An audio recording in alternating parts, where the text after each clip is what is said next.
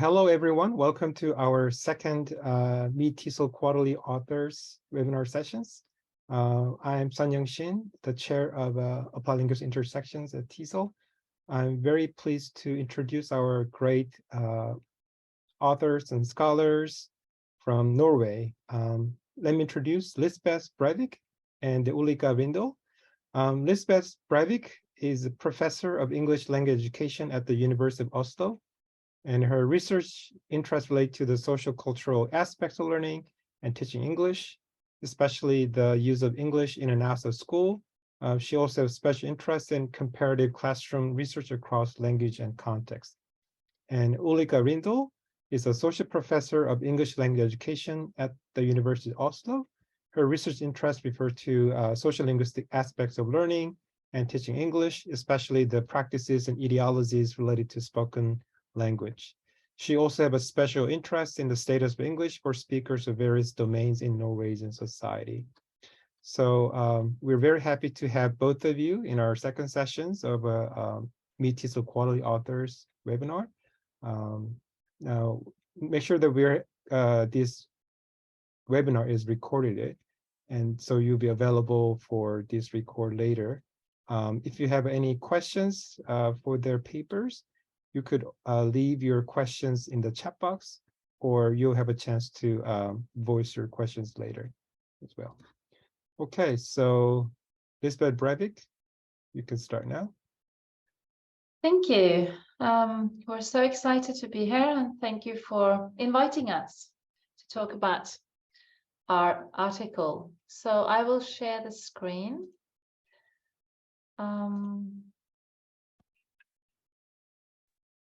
Let's see. Yes, we can see your screen here. Yeah, probably the wrong one. So, is it correct now? Right. Okay, so we will start by giving a brief presentation of our paper and then address the questions after that. Does that seem fine? Okay. So our paper is entitled "Language Use in the Classroom: Balancing Target Language Exposure with the Need for Other Languages," which we are very happy to have published in TESOL Quarterly. And the background for this was the debate about the use of first language in second language classrooms. So based on the different notions of L1 in L2 classrooms, most scholars agree that L1 has a place in the L2 classroom and that it supports target language development. However, there are different perspectives on why and how this should be done, but one of the arguments for this is to promote linguistic diversity as a matter of social justice. So to hear the voices in the classroom and to let students use their language resources in learning a new language. However, there is a monolingual ideal that still prevails, from the English-only ideology to monolingual perspectives that you will learn more of a new language if you use it and hear it all the time. The idea is also, or the evidence shows that there is large variation. So we need to know more. And that's why we identified a need for empirical classroom research. So to go into classrooms to observe how much languages were used, what they were used for, and the functions basically of L1 in the L2 classroom. So for that reason, we initiated what we call the ALIS project, which stands for Linking Instruction and Student Experiences. And this is a video observation study. That's the I for instruction. We move into the classroom and observe the instruction in the classroom.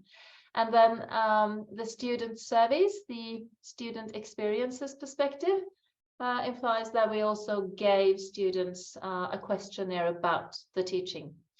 So what we basically did was to recruit lower secondary schools. We recruited 7 schools, and we wanted to observe classrooms in grades 9 and then come back in grade 10, which means that we observed students of ages 13 to 15. When we moved into the classroom, it basically looked like in these pictures. So we brought with us 2 small cameras. One was put up on the wall behind the teacher, which filmed the students from the front. And then we had 1 camera in the back, which typically then filmed the teacher when the teacher was up at the board. And together, these 2 gives a very good overview of the classroom. The teacher was wearing a microphone, and we also had a microphone in the middle of the room to capture students' talk. So this design, this was how we captured what was going on in the classrooms. The reason we selected 7 schools was to have variation with different kinds of schools, geographically, and also with students' different proficiency and socioeconomic status of the schools. Previous research shows that if you want to capture classroom practices, you need to video record 4 consecutive lessons in the classroom. Then you will capture the teacher's repertoire. If you want to capture more, you need to sort of add and film sort of more than 20 lessons if you want to sort of capture even more. So we decided on using 4 consecutive lessons. And as you can see on the screen, we ended up having between 4 and 6 in each classroom. And that was basically because some of the lessons in Norway, the students are split into 2 groups. So then we filmed both groups. All in all, we filmed around 30 lessons in 9th grade, and then we came back the year after and filmed another 30 lessons. So everything we have written about in our article is based on video observations from these 60 English lessons. We have used a theoretical perspective of translanguaging, and as we discussed in our paper, there was this distinction between code switching and translanguaging, which was a debate both with, we as authors considered whether to use code switching or translanguaging, and we were in dialogue also with the reviewers. We ended up using translanguaging because we want to have a focus on the pedagogical situation in the classroom rather than linguistic aspects. And this means that by using translanguaging, we had the opportunity to focus on the speakers, in this case, both the teacher and the students, and their actual language practices, and also their language repertoires.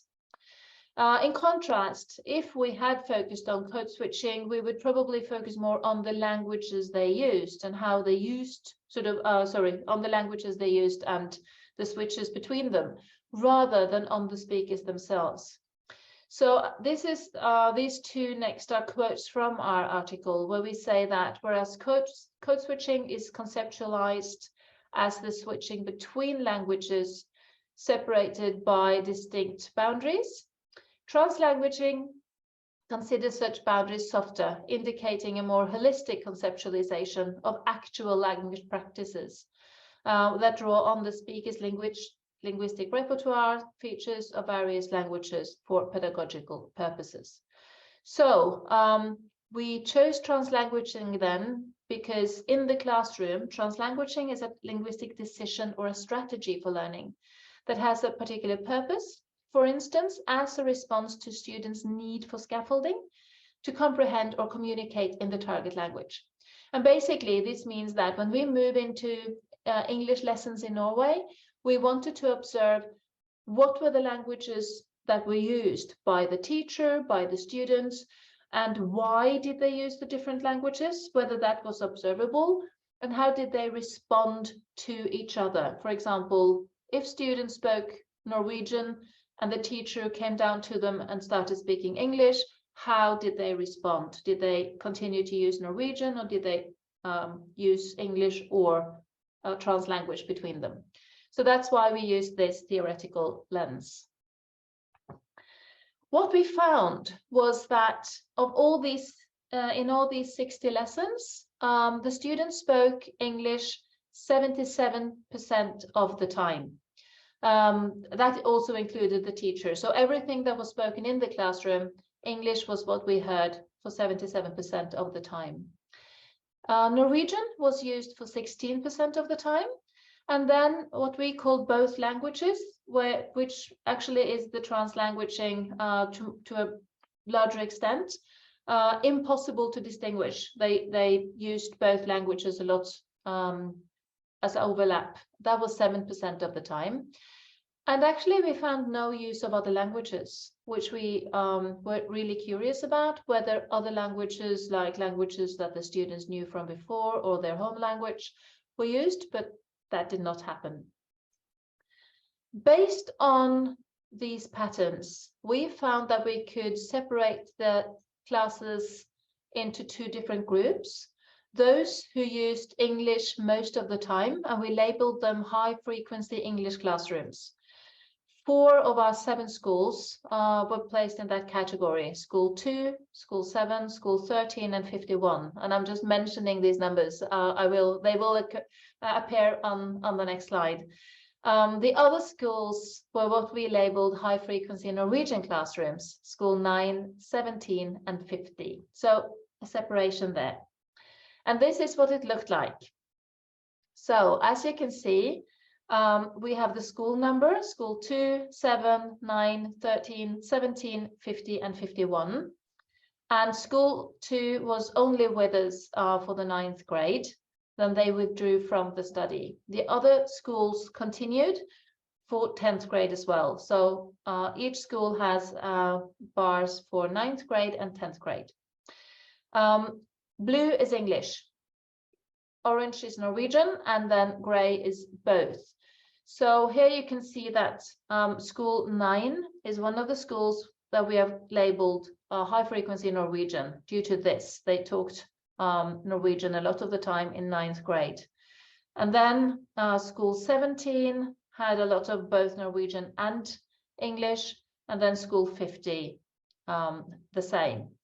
Whereas these remaining schools, SO2, SO7, and then S51 towards the end, where you can see the blue bars where English was spoken most of the time. Right. I'm going to take over from here. Can you hear me okay? On the other hand? Yes. Okay. Thank you. So I'm just going to tell you about some of the findings that are also in the article. And I'd like to just focus on the few findings related to the differences between the groups of schools that Lisbeth just told you about, the differences between high frequency Norwegian classrooms and high frequency English classrooms. And I'd like to tell you about the findings mainly centered around some quotes that are also in the article. And these are now direct transcriptions, so there isn't a translation here, so I'll tell you the translation. The first example is this quote here from the teacher in the school that we called S17. And the quote is as follows: "Nå kan dere få lov til å diskutere I 2 minutter med de dere sitter ved siden av, and please do so in English." So this is the first bit here is in Norwegian, and it translates: "Now you are allowed to discuss for 2 minutes with those people sitting next to you." And then in English, "and please do so in English." And the finding that this quote is related to is that there was overall a lot of encouragement to use English. So teachers encouraged their students, either reminded them that they were supposed to speak English or encouraged them to speak English.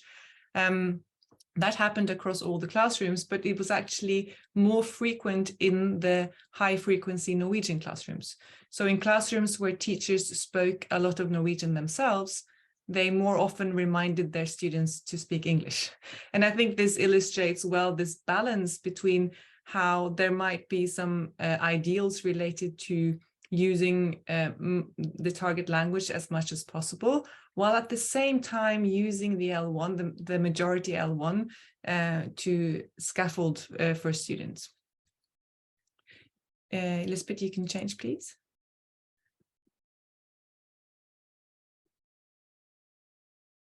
And then this next finding I'd like you to tell you about is that it's related to the use of other languages. Lisbeth has just told you that there was no use of other languages, and there was no use of other languages that our timestamping picked up.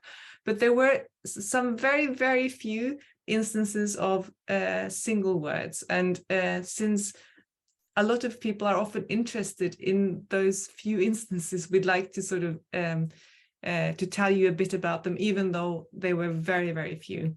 But the one that I would like to show you is this bit here, where the very few instances that we did find were use of other languages only by the teacher. We found no use of other languages than Norwegian or English among the students. And it was in the high frequency English classrooms. So teachers who used a lot of Norwegian L1 did not use other L1s, but teachers who used mostly English, then it happened very rarely that they also use other languages. So in this case, the teacher in the school called S7, he says, the word Anglican, what do you think of in French? Anglican, does that remind you of anything in French? Anglais, Anglican. Those of you who like English football, or those who do, often call themselves in Norwegian Anglophile. So this is a quote where the teacher uses mainly English in this utterance, but there is one word in French, anglais, and then he translates to English, Anglican, and he also uses the word for Anglophile in Norwegian, Anglophile. And he does so with sort of explicitly comparing languages and trying to explicitly have them think about, by naming other languages, that they might know this word from another language. You can change Lisbeth to the next slide, please. And then this last finding that I'd like to tell you about related to the quotes is about the stretches, long versus short stretches of Norwegian, because what we found was that in the high frequency Norwegian classrooms, so classrooms where teachers used quite a lot of Norwegian, the stretches of Norwegian were longer, while in the high frequency English classrooms, there were still frequent sort of visits to Norwegian, but the stretches were shorter. So here are two examples of both of these. The first one from S51 is a high frequency English classroom. We need some of the themes here, like what could a possible theme be in this story, if you remember, like tema. And tema is the Norwegian word for theme. And the longest stretches is exemplified with a teacher from S50. Your grammar tests, which you had a few weeks ago. Da snakker jeg litt norsk, selv om jeg er engelsk. Dere husker prøven? In this quote, we see that the teacher switches into Norwegian when grammar is being mentioned. So when the teacher starts talking about the grammar tests that they have, he starts speaking Norwegian. It translates, I will speak some Norwegian, even though it's English lesson. You remember the test. So the minute he starts talking about grammar tests, he switches into Norwegian and actually reasons for it. He's doing it because it's grammar, basically.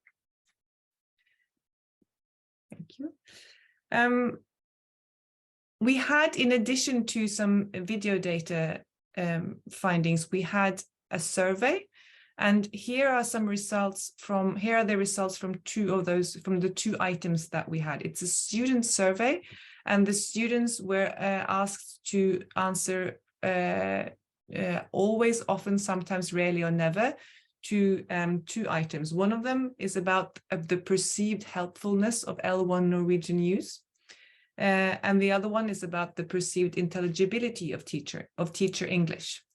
So the first one is an item where they answered whether they thought that their teacher's use of Norwegian was helpful. The teacher uses Norwegian to help me understand. And the second one is about, I think it's easy to understand when my teacher speaks English. So we see here that the main finding is that the scores here, or the answers, are relatively high for both. So they all, or there is a high intelligibility of their teacher's English. They all understand their teacher quite well when they speak English.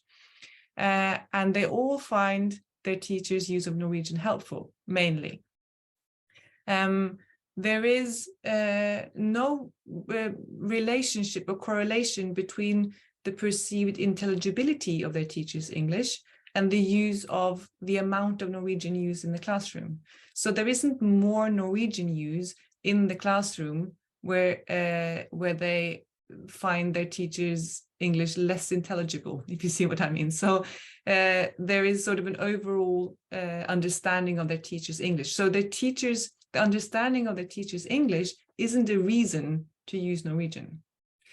And then the perceived helpfulness is related to, not statistically, but it's related, there is a relation there with the amount of Norwegian use. So in classrooms where there is, in high frequency Norwegian classrooms, there is more perceived helpfulness of L1 Norwegian use. So there is some kind of relation there. There is an outlier in that figure. So Lisbeth, could you just point to S7 in that first figure to the left?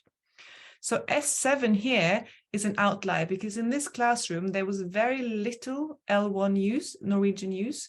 It was mostly English use, but this is the highest score for perceived helpfulness of L1 Norwegian use.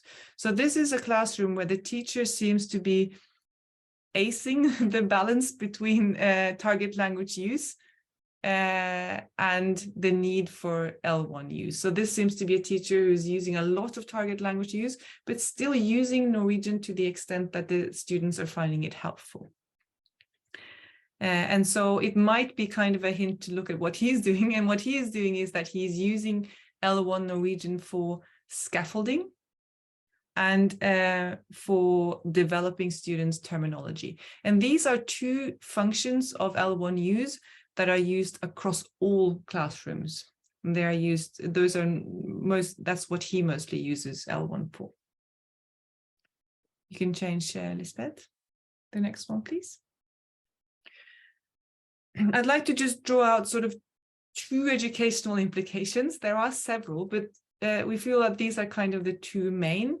And the first one is directly related to what I just told you about this S7 classroom, which shows that L1, the use of L1 is helpful even in small amounts. And this is the same quote from earlier. This is from S51, but it's the rest of the quote as well. So it's a bit longer. It's the theme quote. So I'll read it out. We need some of the themes here. Like, what could a possible theme be in this story? If you remember, like tema. And the student answers, like what it's about. And the teacher says, yeah, well, what do you think in The Sniper, the story? Like, what could be a theme? Also some symbols and things like that. So this is an example of how the teacher explains a concept, relates it to students' prior knowledge, because tema, the theme of a story, is also a theme, a topic of Norwegian lessons.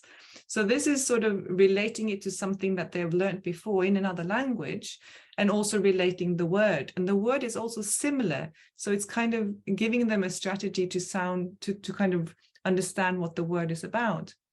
So tapping into prior knowledge and developing terminology at the same time.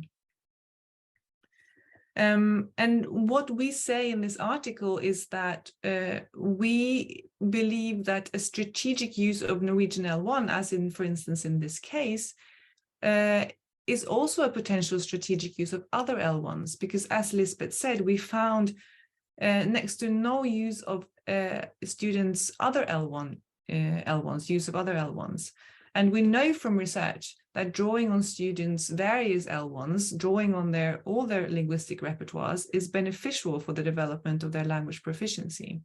And we think that the examples that we find here of strategic L1 use would be also a potential strategic use of other L1s.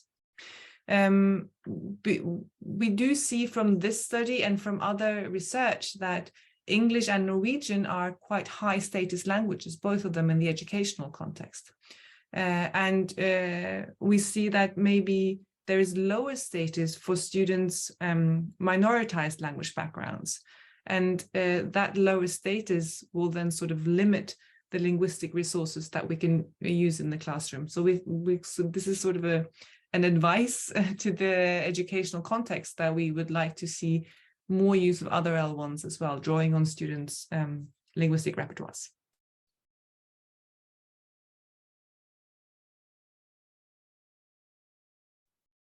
Right. So that was our presentation, and now there's room for questions. Do you want us to address the questions we had from before the webinar first, or the one in the chat first? The question that I sent you before, we can start with that questions first. Right. So this is one of the questions we got, and saying, I understand that translanguaging and code switching are different in that the former focuses more on the speakers and actual language practices, and the latter is more about the languages. Your study adopted the moderate view of translanguaging to conceptualize the practices of using Norwegian in English lessons. Could you tell us more about the benefits of using the concept of translanguaging over code switching in exploring Norwegian English teachers shifting between languages? So, well, since we wanted to see sort of the pedagogical perspective on the classroom, that was the benefit that we found. It gave us the opportunity to focus on what actually went on, to see who said what in which situations, how they responded to each other, and more of sort of the what the languages were used for in this pedagogical situation, instead of focusing on, if we had used a code switching lens, we would probably have been more interested in and looking more at the switches that they made, the frequency of switches, for example, which situations, so more focusing on the languages itself. So it gave us, that was basically the benefit of looking at the interactions and the pedagogical structure in the classroom and the repertoires among the students. For example, like what Ulrike said, that we didn't hear any examples of students in these classrooms using any other languages than English and Norwegian, even though we know that in these classrooms there was a variation from 4% to 26% of students with other language backgrounds. So those weren't used at all, and translanguaging helped us sort of focus on that holistic picture, if that makes sense. Are students allowed to use Norwegian in English classes in Norway? Yes. So the situation is that our curriculum doesn't actually say whether or which languages should be used. This is what we often also call sort of a methodological freedom of the teacher to choose how to teach a language. So that means that there is no reason why the students cannot use other languages. But as Ulrike said as well, there is this ideology, or many teachers will say use English only. So yeah, but they are allowed to. Okay. Yeah, I think the questions that I posted that I got from one of a reader who unfortunately could not make it to the webinar today, I think has related to what you just said. So her question is basically about, so how do we know when to and when not to use L1 to scaffold the students' understanding in English class? Yeah, and also the question that I just answered was basically more leaning towards the English teachers shifting between languages. I think that we can't provide sort of an answer to when it's best or when to do it, but as we just saw that this teacher in school 7, who was then a teacher in the high frequency English classroom, he used English most of the time. But then there were these small single words or very brief stretches of English, and the students said that it was helpful. So it's like it doesn't matter to some extent how much or how little, our impression is that it's about looking at the students' needs in that particular classroom.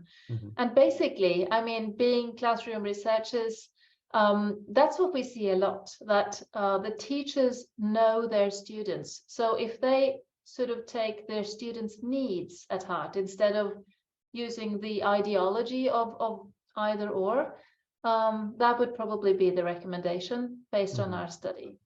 I see. So teachers should be kind of sensitive to what students' needs, and they should make a correct judgment about when they use L1 in English class. Yeah, to see when it's helpful, when Mhm. the students obviously need something. Okay. Yeah. Okay, I think we can move on to the next questions. Yes. Yes. So could you tell us more about the time-stamping method via the program Interact? So I don't know in what kind of detail, so I can start by giving sort of a brief explanation. So the program Interact is basically a program where you can you can create grids of how many codes do you want to use, and then you can import a video and start the video, and then you will be able to sort of click to when a practice occurs. So, for example, we go into this program and we import a video from a classroom. Then we have created the codes Norwegian, English, both, and other languages. That was our 4 codes. So what we then did was to watch the film, and then, for example, if the teacher started speaking English, we clicked on English. And then that just continued to count the time until we stopped it again. So it was basically like clicking English, now they speak English, and then if they started speaking Norwegian, then that we would start Norwegian and the other code would stop. And that's why we had this code both. So if they were really using both languages quite frequently, then we clicked on both or other languages. So by doing that, we got a diagram and we got frequencies, time that we could count. So that's sort of a brief explanation. So the researchers should watch the full video, right? And then they Yes. have to click whenever they hear either both English or Norwegian or either one of them. Yes, and we also had this, we made the rule of, say, we tried to check how frequent sort of uses of both languages they could have that we captured. So I think it was 3 seconds. So if they spoke a language for more than 3 seconds, it was possible for us to capture it. And that's why when Ulrike said that we didn't capture the teacher saying anglais, it was because it's shorter than a 3 second talk. Yeah. I see. Okay. Next question. So I noticed that the average English proficiency of lower secondary students in Norway is at the B1 level. What are participants, both teachers and students, overall English proficiency levels like? I take it that they are asking us, the participants in this study. So we have not measured the participants on that level. This is so we just know that on average, the students in Norway are on that level. The one way we do know it is that's related to the second question. Is there any reason for using English reading scores for ensuring variation in student achievement levels instead of their overall English proficiency scores or listening or speaking section scores? So in Norway, we do not test a lot. There is no sort of typical way of testing all students for all proficiencies like speaking, listening, reading, writing. What everyone does in 9th grade is to have these, or in 8th grade, just before our study, is a national reading test.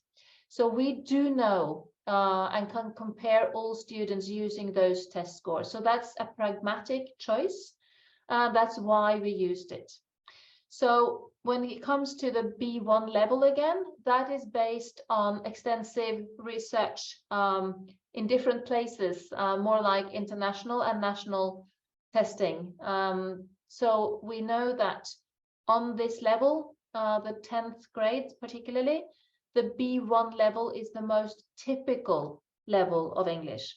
But we do not have those kind of tests so that we couldn't, on the individual level for these participants, it's just sort of taken from a national or international database. Yeah, but it has been, the reading tests are based on the fact that most Norwegian students at this level are on the B1 level. Yeah. I see. What are the proficiency levels like for upper secondary students in Norway? Are they reach B2 by the end of graduation high school? They might. They move in between. So actually, the B1 level is in 10th grade. In upper secondary, you will have larger variation. So some students will stay on B1, some will move on to B2, and some even reach C1. And that varies because in Norway you can choose vocational studies. Those who do that, they have fewer lessons of English. So they will typically not reach the higher levels. Whereas if you choose the more academic track, they will have English for a longer time and are also, yeah, so that's one explanation. And another explanation is basically how much they use English outside of school. And that's where we could actually see that some students, for example, vocational students might reach a higher proficiency level. So more variation is basically the answer. Well, one quick question is not really relevant to the Q3, but what is the status of English in Norway? Is it one of official language in Norway, or what's the status of English outside the school in Norway? Ulrika, I guess you want to answer this?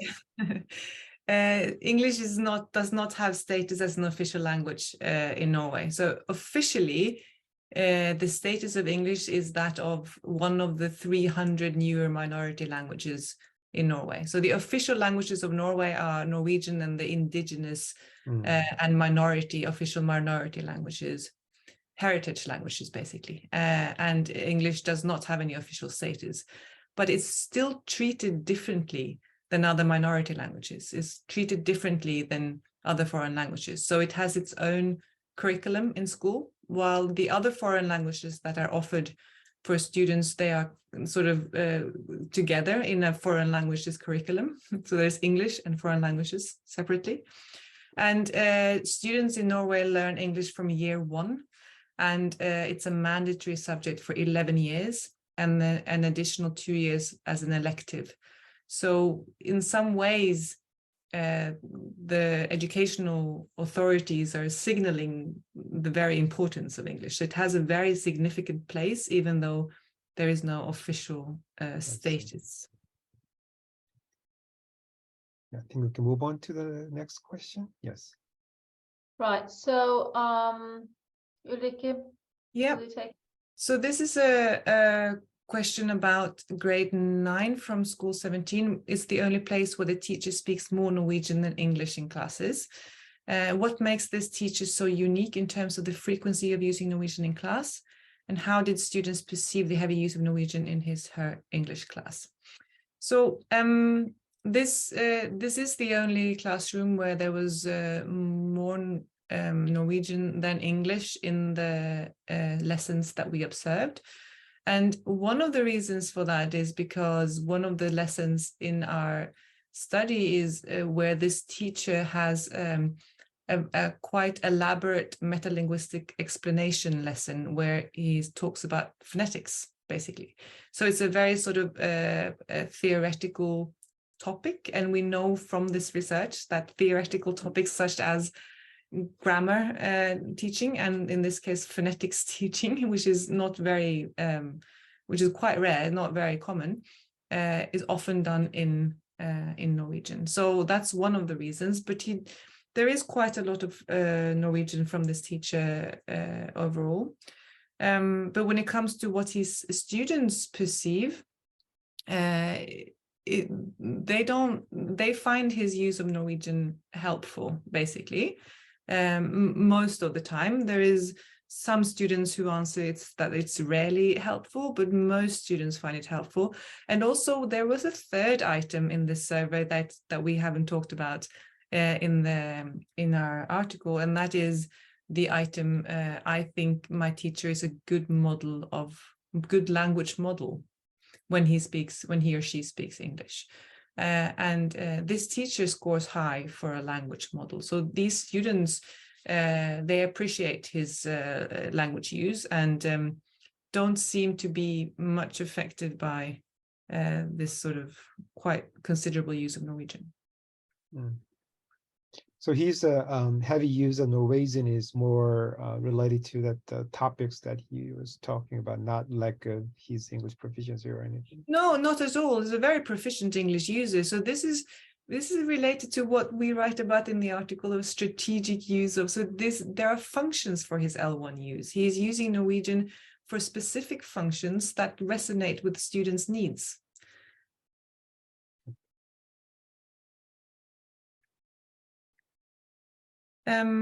Figure 3 detailed the functions of using Norwegian in class. I wonder about the functions of using English as opposed to Norwegian. Lisbeth, did you have in your next slide the actual figure? Because then we can have a look. Yeah, there it is. So this is the figure about the functions of L1 Norwegian use. Basically what we found was that the most common function of using Norwegian was scaffolding. So this is scaffolding students' comprehension mainly. And typical example is that the teacher is standing in front of the class giving instructions or talking about a topic. The students start group work, for instance, or pair work, and then the teacher moves down into the classroom, approaches student groups and starts speaking in English and or Norwegian. So this is the L1 Norwegian use, to see whether they have understood what they're supposed to do, to scaffold, to get them active, to try and sort of help them along a bit. That's a typical example. You have the metalinguistic explanation, typically grammar teaching, basically, switching into Norwegian for that. And then you see the others, task instruction and practical information, also quite common. The thing is that we've talked a bit about this, and we've talked about how these functions of using Norwegian were also common functions of using English. So the functions are basically the same. We got this question, Lisbeth and I just talked briefly about, can we think about any function where English is always used so that we don't pick up any L1 Norwegian use? And we couldn't think of any. So basically the functions are the same, but just differently sort of distributed for amount. But we haven't studied that. This study hasn't gone into what English is being used for, because our aim was to find out what the L1 Norwegian was being used for. Okay, thank you. Right, so now I will switch over to some questions from the attendees today. If you have any questions, you could leave your questions in the chat box, or you could unmute yourself and ask your question to the authors today.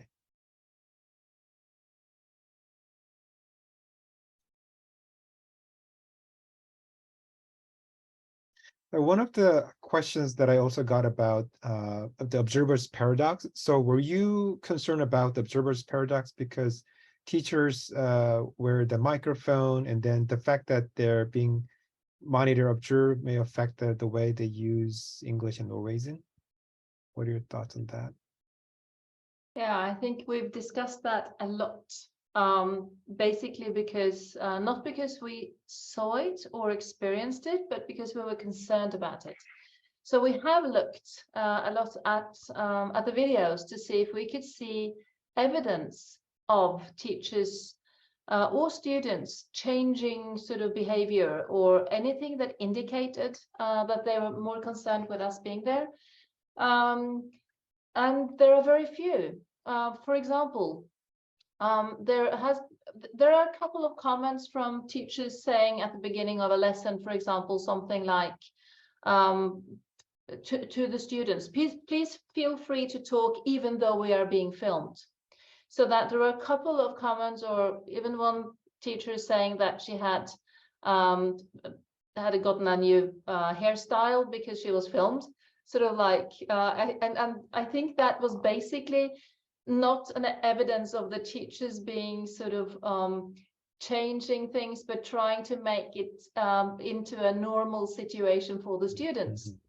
What we do see, which is evidence of the opposite, sort of that they are not concerned with us filming them, is that they do things that they probably would like their teachers to see. Sort of sometimes they go online and look for different things than what the teacher is saying.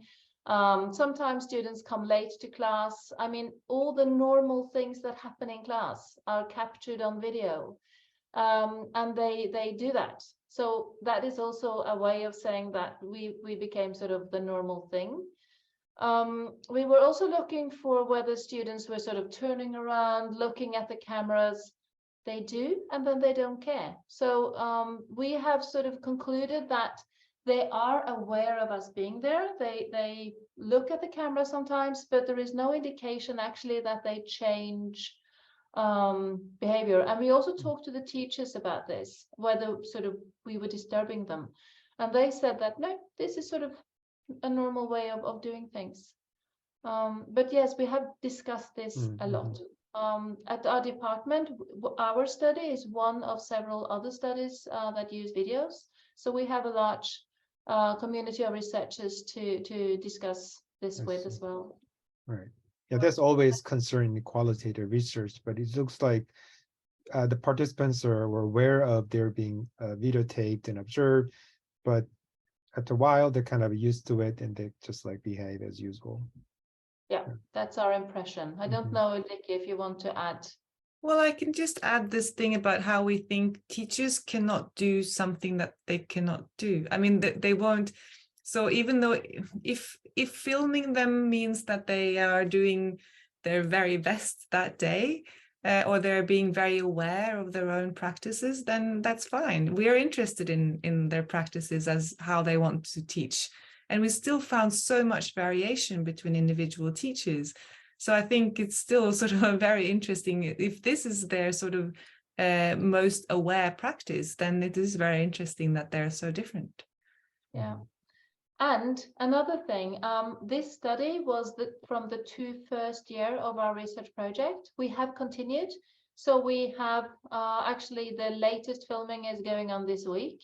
So we have at one of these schools, we have filmed the same English teacher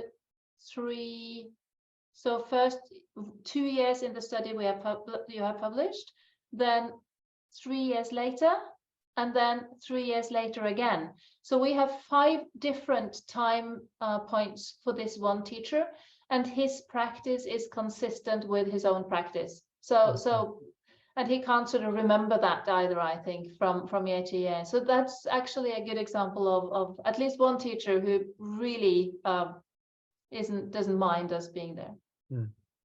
Yeah. Okay. Any other questions?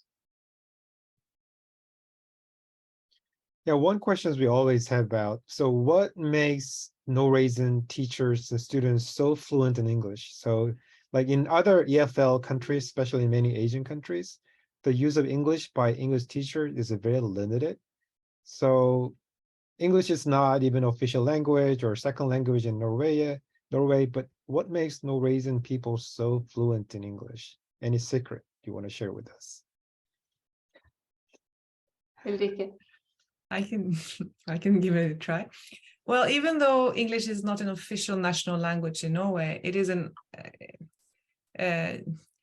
some scholars call it a de facto second language because English has a considerable presence in Norwegian society.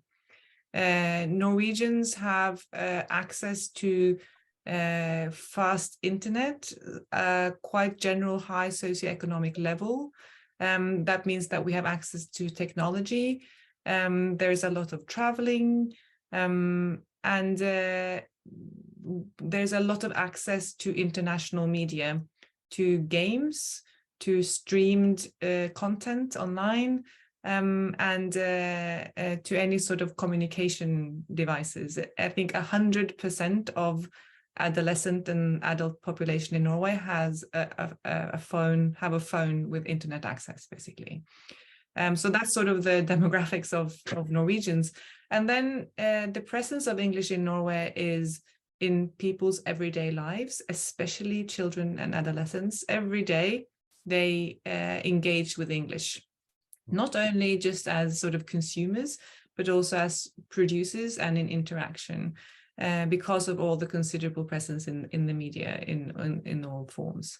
And television and content is not dubbed, but subtitled, or not even that if they use channels that aren't subtitled. So I think that is a main reason, and it is the second language of the population, even though it's not an official second language in the country. And one of the things I've seen with, I mentioned vocational students. So in Norway, the one group who has most dropout from school is boys in vocational studies.